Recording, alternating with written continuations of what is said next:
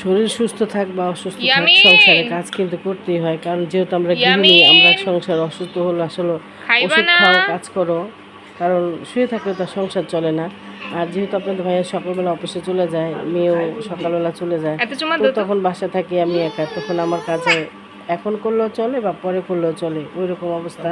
তো শরীরটা আসলে আমার তেমন একটা, এখন আলহামদুলিল্লাহ অনেকটাই ভালো আছি, কিন্তু এত পরিমাণ জ্বর ছিল যেই কারণে আমার শরীরটা একবারে দুর্বল হয়ে গেছে, এখন ওইটা আমি বসতেও পাই না। তো সকালবেলা বড় মেয়ে একটু ফল টল কেটে দিল, সেটি খাইতেছি বসে বসে, আর ভাবতেছি কী রান্না করব। তো ভাবলাম একটু গরুর মাংস রান্না করি। আমার আবার যখন আমি খাওয়া দাওয়া করতে না পারি, তখন একটু ভালো মন্দ কিছু রান্না করলে আমার কাছে ভালো লাগে, খাইতে পারি আর না পারি, আমি না খাই সবাই খাবে, পরিবারের সবাই খাবে। আর ছোটো ভাইটাও আসবে আজকে বাসায়, ভাই একটা কাজে আসবে সেই জন্য। তো এই তো এখন ওই যে আমি গরু মাংসটা বসাই দিব, তো হাতে মাখাই বসাইবো। আমি অবশ্য গরু মাংস হাতে মাখাই রান্না করি, আমার কাছে এইভাবে রান্না করতে ভালো লাগে। তো এখানে সব ধরনের মশলা দিয়ে দিলাম, ওই রুটিন মশলা যা আছে আর কি, সাথে দিলাম আদা রসুন, স্বাদ মতো লবণ দিব, দিয়ে আমি এখন মাংসটা সুন্দর করে মাখাই বসাই দিব। আর পেঁয়াজটা আমি একটু মোটা মোটা করে কাটছি, কারণ গরুর মাংসের পেঁয়াজ অত চিকন কাটে না কাটলেও হয়, কারণ সিদ্ধ হয়ে যায়। কারণ ভালোই লাগে আমার কাছে মাখায় গরুর মাংস রান্না করলে ভালোই লাগে। আর এই বছরের শেষ কাঁঠালে বিচি দিয়ে গরুর মাংস খাবো, কারণ অল্প কয়েকটা কাঁঠালে বীজ আছে, সেগুলো দিয়ে দিব। কারণ কাঁঠাল এখন আর তো খাওয়াও হয় না, কাঁঠালের এখন প্রচুর দাম। আর এই গরম, এই বৃষ্টি, এই রোদ, এইভাবে আসলে কাঁঠাল খেলে ভালো লাগে না, গরম লাগে প্রচুর, যার কারণে এখন আর কাঁঠাল খাওয়া হয় না। মাঝখানে কয়েকটা কাঁঠাল খাওয়া হয়েছে, তো অসুস্থতার কারণে আর কাঁঠাল আপনাদের ভাই আনে নাই। আমাদের ঘরে কাঁঠাল আমি খাই বেশি। তো এই তো এখন আমার তরকারিটা কিন্তু হয়ে গেছে, আর দিয়ে দিলাম জিরা পাউডার। আর জিরা পাউডারটা দিলে কিন্তু তরকারির একটা ঘ্রাণ আসে সুন্দর, আর খেতেও কিন্তু মজা লাগে।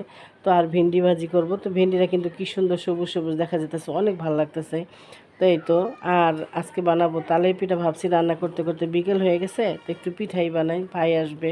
তো এই তো তালের পিঠা বানাবো। আর এই তালটা আমি গত বছর রাখছিলাম ফ্রোজেন করে ঢিপে, তো এবার ভাবলাম এটা খেয়ে ফেলি, কারণ আবার তাল আনলে আবার একটু রাখতে হবে। আর আমার ফ্রিজে সবসময় তাল থাকে, কারণ আমাদের ঘরে পিঠার কোনো সিজন লাগে না, আমাদের ঘরে যখন বানাই তখনই সিজন। কারণ যখন ছুটির দিন থাকে আপনার ভাইয়ার বা বাসায় থাকে, তখন পিঠা এটাই সে বেশি পছন্দ করে, পিঠা মুড়ি ভর্তা এই দিয়ে তার পছন্দ। তো ভাবলাম এই পিঠাটা বানাই ফেলাই, আপনাদের ভাইও বাসায় আসছে, ছোটো ভাইও আসবে। আর একা একা হাতে ধরছি, তো ক্যামেরা ধরছি, ওর পিঠাও বানাইতেছে, এই জন্য না ভিডিওটা সুন্দর হয়নি।